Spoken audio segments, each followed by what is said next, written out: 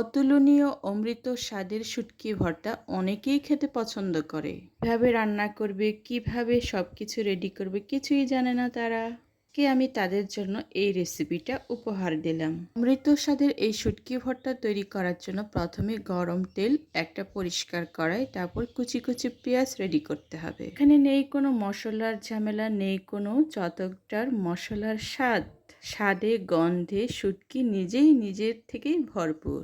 প্রায় প্রয়োজন মতো তেল, পেঁয়াজ ভালো করে ভেজে নিয়ে আরও কিছু হলুদ আমি অ্যাড করে নিচ্ছি, যাতে খাওয়ার সময় কালারটা খুব সুন্দর দেখায়। প্রয়োজন মতো আমি শুকনো মরিচ গুঁড়োও দিয়ে দিচ্ছি। লাল শুকনো মরিচের গুঁড়ো স্বাদ এবং সুগন্ধ তৈরিতে খুবই কাজে লাগে। পেঁয়াজ কুচি ভাজা, হলুদ, মরিচ এই তিনটে মিলে আমি গরম কড়াই তেলে ভালো করে হালকা হালকা ভেজে নেব। মাংস রান্না কিংবা সবজি রান্নার মতো করে বাদামি কালার করে ভাজবো না, তার থেকে আরেকটু কাঁচা কিংবা হালকা বাদামি শুধু করব। এগুলো ভালো করে ধুয়ে রেখেছিলাম। এবার এই ভালো করে ধুয়ে রাখা চেপা শুটকিটা আমি ঠিক মাঝখান বরাবর উপরের দিকে দিয়ে দেব। গরম কড়াইয়ে নিচের দিকে শুটকিটা তাড়াতাড়ি লেগে যায় আর কালচে আকার ধারণ করতে সময় লাগে না। তার কারণে শুটকিটা আমি পেঁয়াজের উপরে দেব আর হালকা আগুনের আঁচটা একবারেই কম দিয়ে রাখবো। এবার নিজে থেকে হালকা বুটবুট আঁচে ফুটতে থাকবে গরম তেলে আর গরম কড়াইয়ে হালকা গরম আঁচে। ঠিক এইভাবে আমি কিছুক্ষণের জন্য রেখে দেব।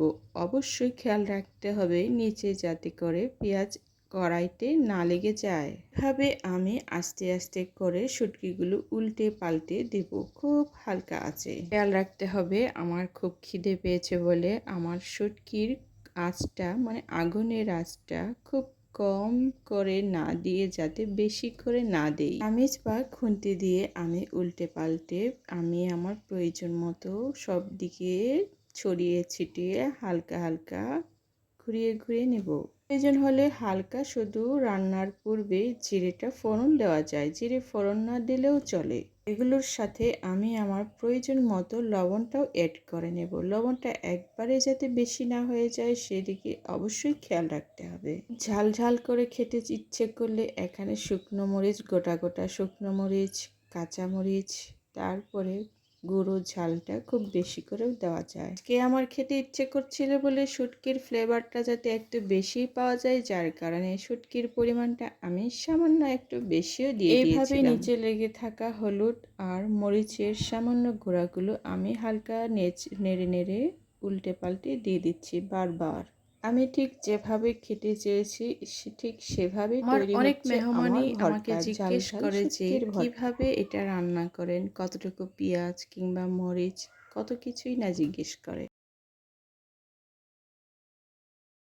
আমি কোনটাতে কতটুকু কি দিয়েছি, পেঁয়াজ, মরিচ, এখনো এই রেসিপি তৈরি করতে জানে না তারা খুব সহজেই দেখে দেখে হলে কয়েক সপ্তাহ রেখে খেতে পারবে। এটা আচার হিসেবে রেখে খাওয়ার জন্য এখানে কাঁচামরিচ অ্যাড না করাই ভালো, আর কাঁচামরিচ অ্যাড করলেও ওটা কাঁচামরিচ 1 মাস ভালোভাবে ভেজে ব্যবহার করতে হবে। 2 মাস পর্যন্ত রেখে খাওয়া যায়। তখনের বিষয়ে অবশ্যই খেয়াল রাখতে হবে, কমপক্ষে কাচের বয়ম অবশ্যই ব্যবহার করতে হবে। এর বয়মে অনেক জিনিস খুব ভালো থাকে আর দীর্ঘদিন ধরে যে কোনো জিনিস সুস্থ থাকে আর সেটা নষ্ট হয় না। ছোটবেলায় হোস্টেলে পড়াশোনা করতাম, তখন বাড়ি থেকে আমি ঠিক এই পদ্ধতিতে রান্না করে নিয়ে যেতাম। কমপক্ষে 3 থেকে 4 মাস ওটা আমি ব্যবহার করতাম। ব্যবহার বলতে আমি বুঝিয়েছি সেগুলো আমি আমার আচার হিসেবে আমি গরম ভাতের সাথে খেতাম। হোস্টেলে থাকাকালীন সময়ে কি যে মিস করতাম মায়ের হাতের রান্না, আর এই আচারটা থাকলে অনেকটাই আমি সহজ মনে করে মার কথা মনে করে আমি খেয়ে নিতাম। এই আচারটা আমার কমপক্ষে 2-3 সপ্তাহ আমি রেখে দিতে পারবো। এটা আমি নর্মাল কাঁসার বাটি কিংবা যে কোনো বাটিতে রেখে দিলেই ঢাকনা দিয়ে এমনি থেকে যাবে। এভাবে রাখার জন্য আমি অবশ্যই বলে নিচ্ছি, পেঁয়াজটা কমপক্ষে হালকা বাদামি কালার ভেজে নিতে হবে। বেশি কাঁচা কাঁচা থাকলে সেটা বেশি দিন রাখা যাবে না। হালকা আঁচে অনেকক্ষণ ঠিক এইভাবে বুটবুটিয়ে রেখে দিতে হবে। সেই আচারটা খেতেও যেমন টেস্ট হবে আর দীর্ঘদিন রেখেও খাওয়া যাবে।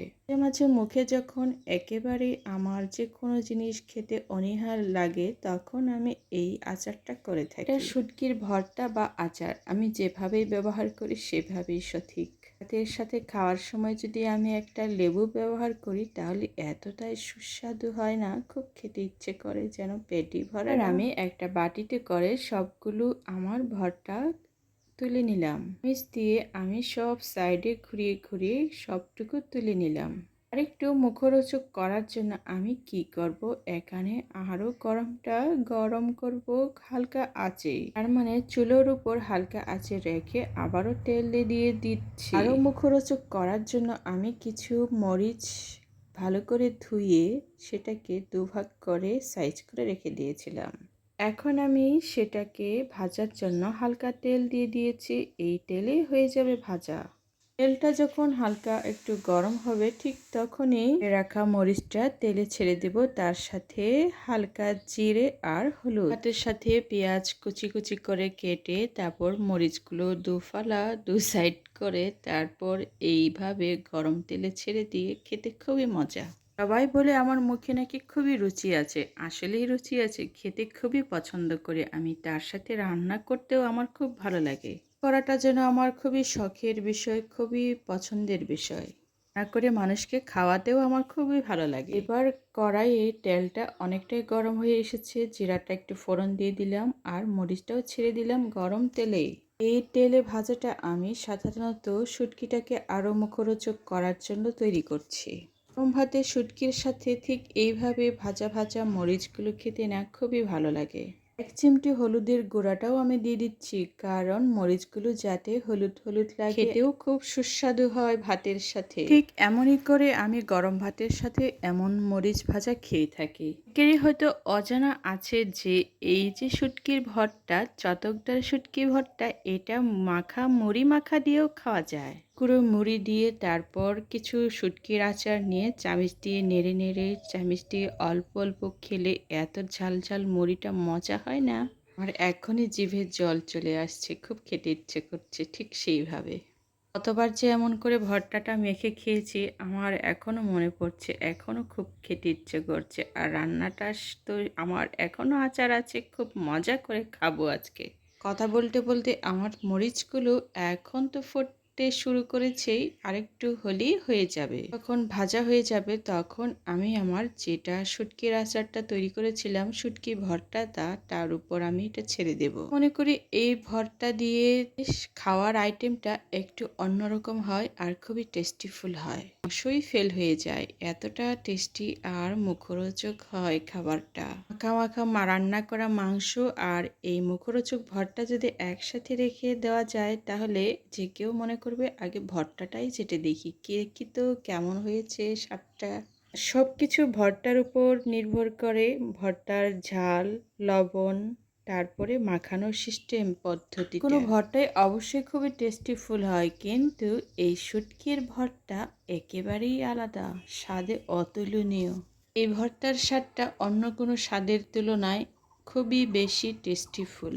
মাঝে মধ্যে যখন অরুচি হয়ে যায় খেতে খেতে তখন ঠিক এই ধরনের ভর্তা আমি রেডি করে থাকি আমার পরিবারে। তার বাবা আর আমি খুবই মজা করে খাই। যদিও বাচ্চাদের জন্য এই ঝাল ভর্তাগুলো দেওয়া হয় না, এদের জন্য অন্যান্য মুখরোচক খাবার রেডি করে দেওয়া হয়। আছে হলুদ দিয়ে ভাজার ফলে মরিচগুলো কেমন সবুজ মরিচটা হলুদ হলুদ হয়ে গেছে। হলুদ মরিচগুলো দেখতে খুবই সুন্দর লাগছে।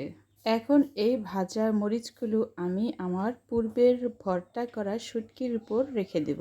খাওয়ার সময় ভাত, ভর্তা আর একটা মরিচ করে মুখে পুরে দেব। আহ কি মজা! এটা কিন্তু খুবই ভালো লাগে এইরকম ভাজা মরিচ, কুরকুরে মরিচটা।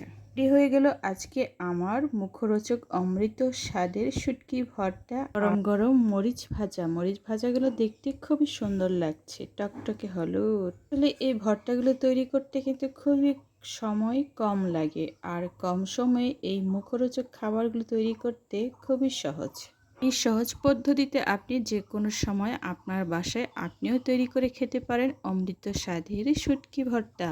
এই কোনো মশলা বাটাবাটি করার দরকার নেই, কোনো ঝামেলা। ভর্তাটি স্বাদে অপূর্ব করার জন্য শিলপাটা দিয়ে আপনার কষ্ট করেও বাটতে হবে না, অটোমেটিক রেডি হয়ে গেছে আপনার অমৃত স্বাদ মুখরোচক ভর্তাটি।